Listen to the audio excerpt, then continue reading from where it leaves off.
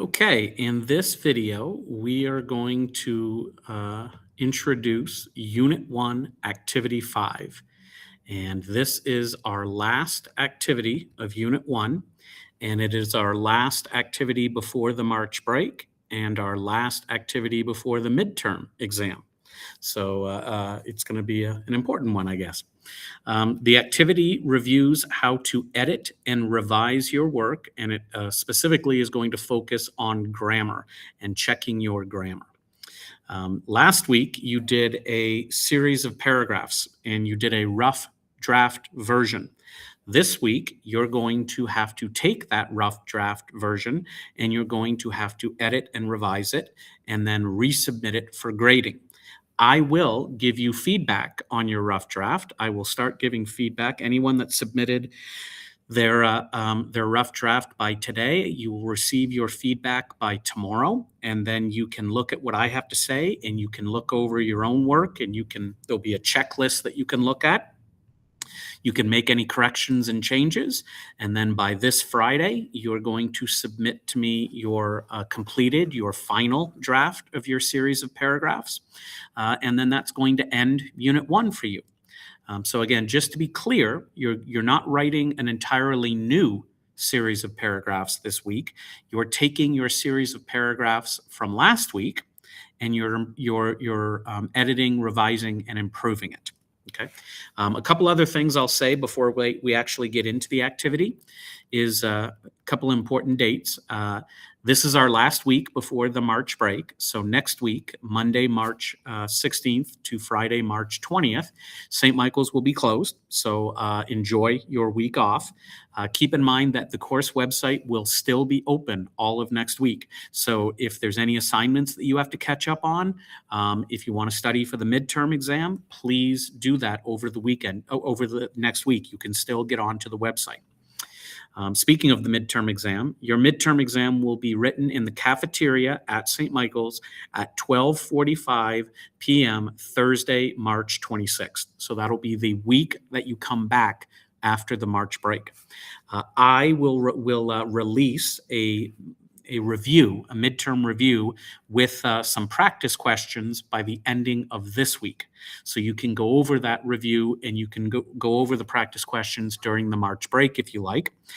When we come back from the March break on Monday, March 23rd, I will do my usual weekly Google Meet like I'm doing right now, and I will talk about the exam. So if you have any questions after the break, you can meet with me on Monday, March 23rd, and I can answer them, and you still have 3 more days to prepare for the midterm.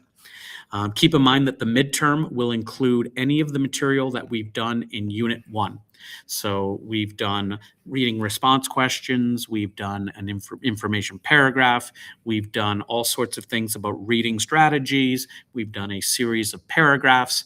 On your midterm exam, you're going to have to show me that you understand all of the things we've done in Unit 1.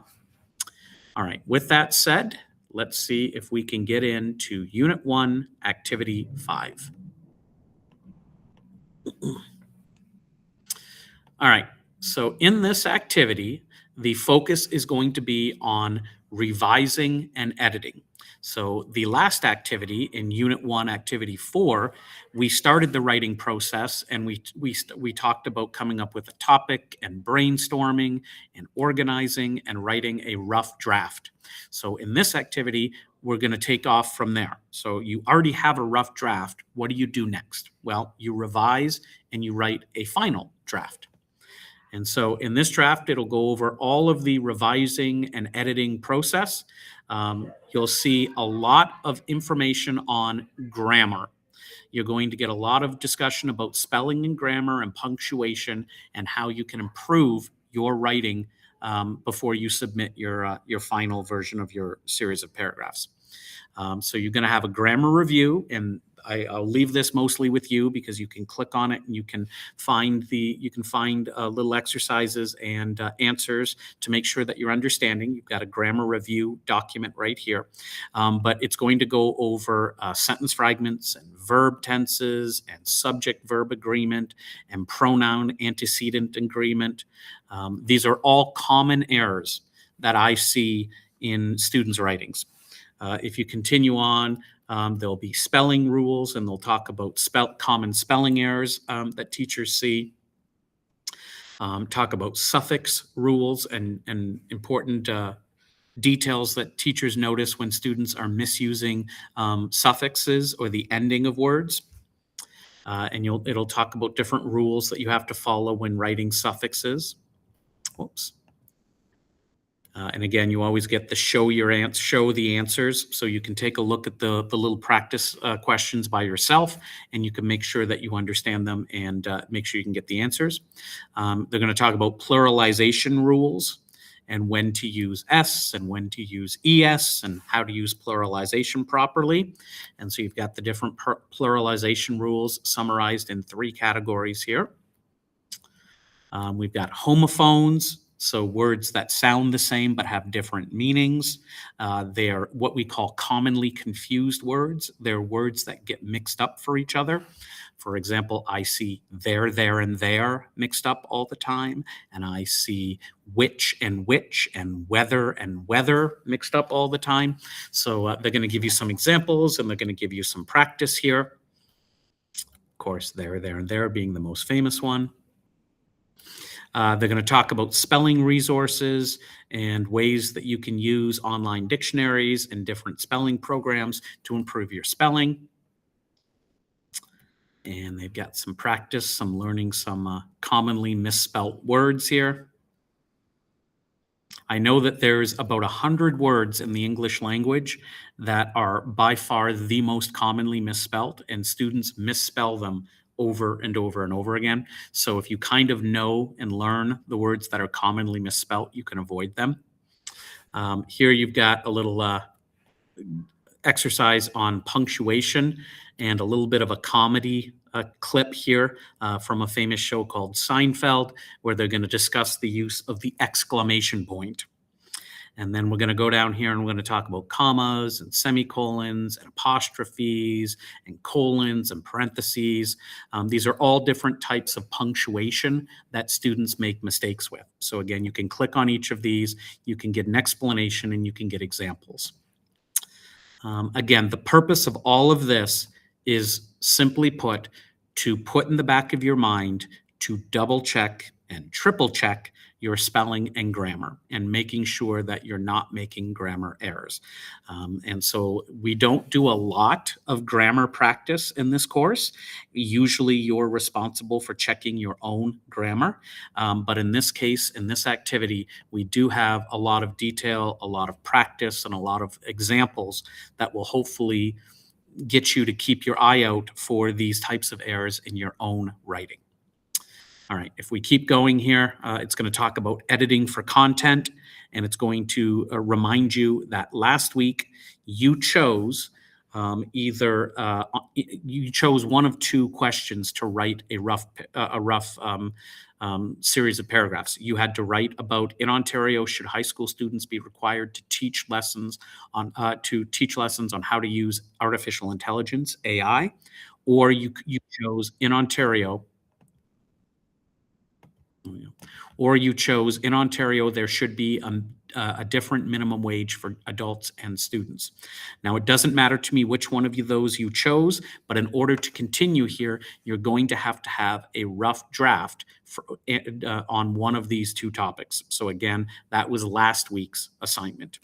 Okay, so what you're going to be asked to do is you're going to be asked to open up your series of paragraphs rough draft. You should have it saved in your Google Drive, and I will give you feedback on that rough draft. Hopefully you'll see it by tomorrow, so you'll see it by Tuesday, March 10th, if you submitted your rough draft on time, and take a look at what I have to say and consider that.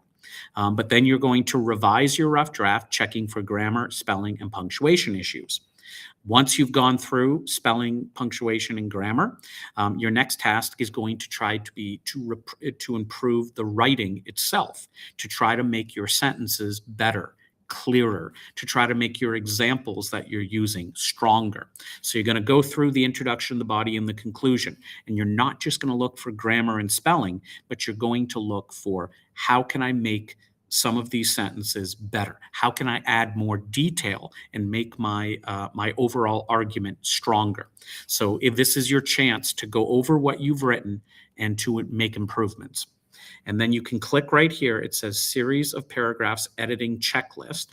If you click this, you'll see a file will open up here, and it's just going to ask you about the title of your piece, your introduction, your body paragraphs, your conclusion, your punctuation, your use of specific words, your word variety, your supporting details. It's just going to ask you to consider all of these different things in your series of paragraphs, and you can kind of check off how you think you're doing at these. So do you have a title? Is the title 5 to 7 words long? So you don't just want a title that's just one word usually. Does the title grab the reader's attention? Does it indicate the writer's opinion on the topic? So asking you all of these things about your title, and then you should go check, check, check, check. And then if you say, wait a minute, I don't have a title, well, then you have to go back and you have to add one, and then you can check off that you've done everything you need to do. With your introduction, with your body paragraphs, you go through, and if there's something that you're missing, that you're not doing, that this checklist is mentioning, then you go back and you fix it in your rough draft. Okay. So again, the checklist is just for you to double check your work. Okay. And then we get into consolidation. We get into submitting the assignment. So now that you've explored how to revise a series of paragraphs, it's time to submit your series of paragraphs for evaluation. So it just says here, after editing, proofreading, and rewriting your series of paragraphs, make sure that you have not copied and pasted any words from any other sources. Make sure every sentence is your own. Remember, I cannot grade something that is not written in your own words and is not your own ideas. Your teacher will assess your work using a rubric before submitting your assessment, but review the rubric below to ensure that you're meeting requirements. So if you go down here, you'll see this is how I'm going to grade your series of paragraphs. I'm going to look at your knowledge of a series of paragraphs. I'm going to look at the supporting detail that you've included. I'm going to look at your opinion and your points and whether you're convincing and explaining yourself well, especially in the body paragraphs. I'm going to look at your communication. So did you organize your ideas appropriately in an introduction, body paragraphs, conclusion? And I'm going to be checking your spelling, grammar, and punctuation. And then for application, I'm going to look at, did you revise your work? Did you make improvements from your Unit 1 Activity 4 rough draft last week and your Unit 1 Activity 5 final draft this week? So make sure that you've made logical changes and improved your series of paragraphs. So that's the 4 categories and how I will grade your series of paragraphs. When you're ready to submit it, you just click on 1.5 assessment series of paragraphs expressing an opinion, and you upload your document. And as always, you share the Google Doc with me so that I can get into the Google Doc as an editor as well too. If you're still having any trouble submitting documents to a Dropbox, or if you're still not sure about how to share a document with me through Google Docs, please let me know, because it is very important that you submit the assignments in the correct way, in the way that the school board is requiring. Okay. Other than that, I think that's it for this week. Again, look out for my feedback for your draft from last week. I will get to that as of tomorrow. So if you've submitted your draft on time, you should see feedback from me tomorrow. So consider what I have to say, along with your own ideas and your own checking for spelling and grammar and whatnot before you submit your final copy of your series of paragraphs. If you have any questions, any trouble, please let me know this week. Send me an email. Have a good week. And if I don't see you or talk to you before the March break, enjoy your week off next week.